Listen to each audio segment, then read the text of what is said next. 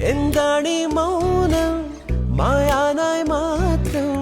എന്താണ് എന്താണ് എന്താണ് എന്താണീ മേഘം തോരാതെ പെയ്യാൻ എന്താണ് എന്താണ് എന്താണ് നാം ഒന്നാകും ഈരാവിൻ തീരത്ത് പൊൻതാരങ്ങൾ